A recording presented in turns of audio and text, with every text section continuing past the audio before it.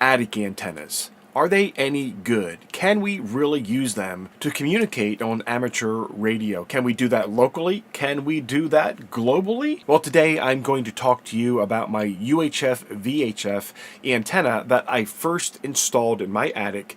It was the first antenna I ever owned. First thing I ever keyed up on and hit a local repeater. I've also talked all around the world on that antenna using digital modes, of course. I'll talk about two antennas today that I think are good to use if you have confined space, you're trying to stay covert, stealth, in an HOA, or you're just looking for small form factor that doesn't detract from the appearance of your home on the outside. I know some of us love our antennas. Some people don't like the looks of antennas. Either way, these will work. I'm going to show you what they are. I'm going to demonstrate how you can communicate with them. Move on to our general check-in. This is Kilo Mike 4, Foxtrot Pop Alpha. Whenever you're checking in, please say your call sign slowly in standard ITU phonetics. Net control will acknowledge each station individually, so please wait until I've acknowledged the prior station before you begin transmitting. In other words, please check in one at a time. Let's move into our mobile portable and short off-half stations for the Eagle Net.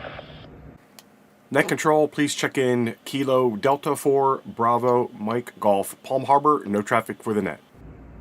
4, Bravo, Mike Golf. Next up, mobile and short.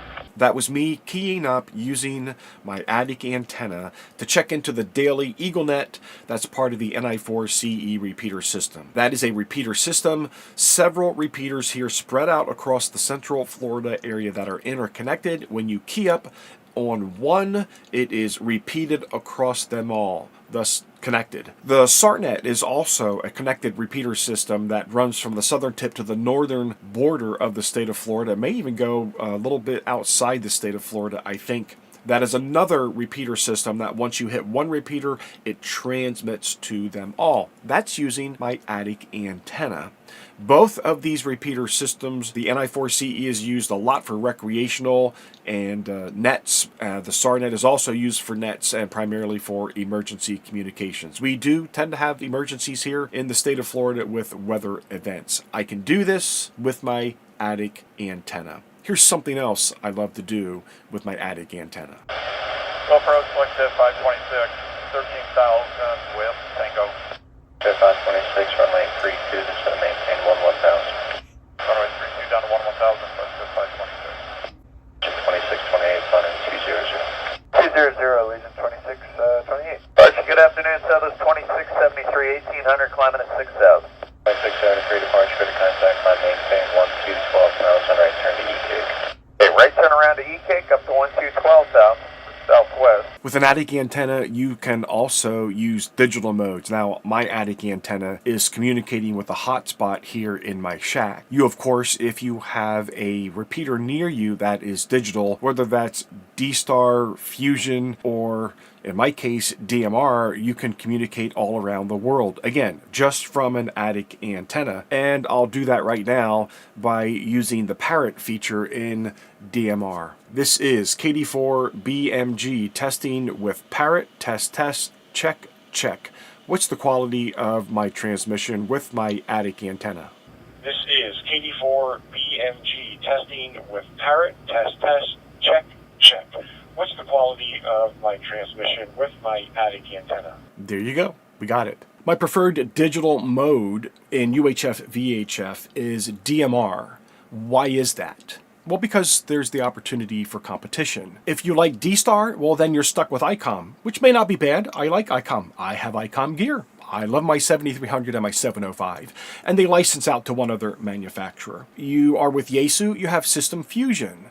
But Fusion and D-Star are proprietary to those two manufacturers, so there's virtually no competition. In DMR, it is a mode that many manufacturers utilize and build equipment for. So you have the opportunity to have some competition, and competition drives down cost and drives up features. That's why I like DMR. Some people say DMR is confusing and hard to learn. Well, I think if you connect with the right manufacturer and distributor, that problem kind of goes away because they build support bases to help you with that.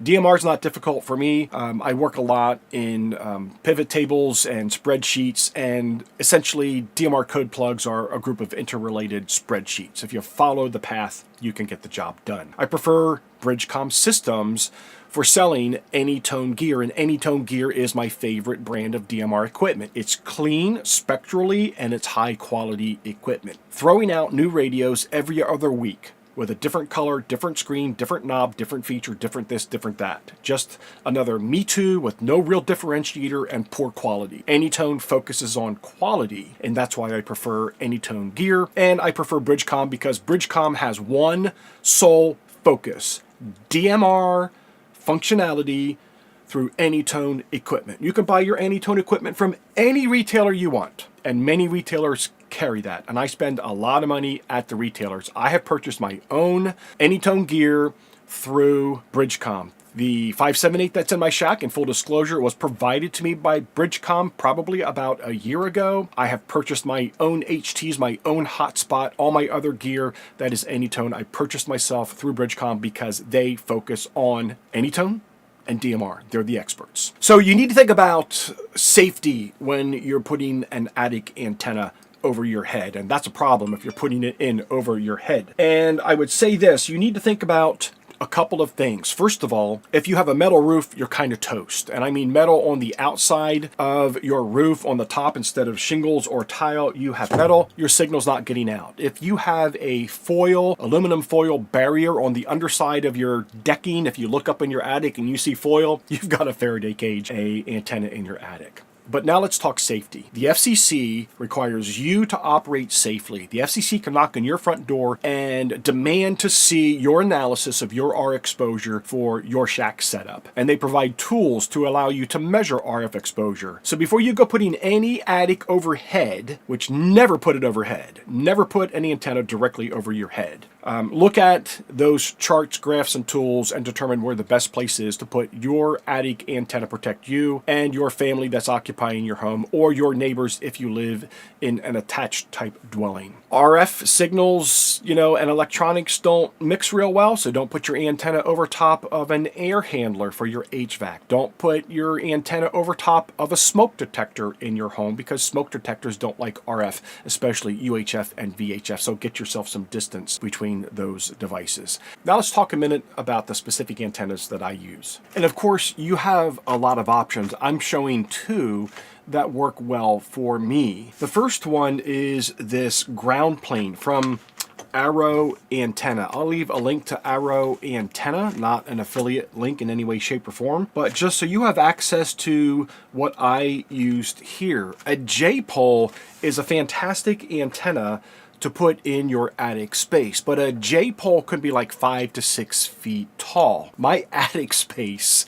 has a 40-inch floor to peak space, and so I needed something that was very compact, and both of these solutions are very compact, and why I've chosen them. If you can fit a J-pole in, good grief, go J-pole. It's going to be a little bit more simple probably than putting together this Arrow antenna. Now, I originally purchased this second antenna because I thought that maybe, it would be helpful if I showed you just on the screen how small and compact this is, because I can't get really close to my attic antenna today. Why is that? Well, because I'm an older guy and it's more difficult for me to get into some of the spaces now several years after I installed that. If I needed to, I could go back there and get real close to that and do some modification. Really, it needs no mod, but I'd have a backache for a couple of days. So I just thought I would show you how small this antenna is. That is probably about 18 inches on the length of these four legs that make up the ground plane, and they go on this block, and then you've got two uprights. One looks like it's 6 inches, and one again maybe 18 inches, and these are your UHF and VHF elements. This is your ground plane that go on this block that then you can bolt onto any type of piece of PVC that has a bracket that's screwed into the wall. That's what this is and why I use it. I use it because I was space constrained. For me, it's in my attic because I live in an HOA. Get your J-pole, get your Arrow antenna ground plane, and put them outside if you can, and properly install them for grounding and lightning protection. For me, attic space is all I can do because I live in the HOA. This works fantastic for me. So what's the second antenna that I have on the screen for us to talk about today? It's the 70 centimeter TAC Yaggi from Chameleon Antenna, which gets us on the 70 centimeter band as well as GMRS. And while it's usually on my antenna wall, I had it with me because I was doing some traveling and I wanted to have the portable antenna with me. And that is one of its great features, is that it is an antenna that you can take portable in a backpack because it completely breaks down. So it is robust enough to be a permanent outside antenna or something you pack in your backpack for emergency communication or some other type of activity that you're going and providing a communication service to. You can see also that it is very small form factor. So I've also put this in my attic space and actually put it on a rotor so that I could steer it in the direction of a very specific repeater that I was attempting to communicate with. What I've tried to demonstrate to you is small form factor UHF, VHF antennas that can be very stealth. Again, if stealth isn't necessary because you don't live like me in an HOA by my choice for very good reasons, and you can put up any antenna outside that you want and then get the best antenna possible for your situation, get it up and have a blast with it. If you're looking for very discreet small form factor, you want to be stealth, you want to hide, you can put these up outside if you kind of disguise them around some brush or shrubbery or in a tree, or in my case, in my attic space.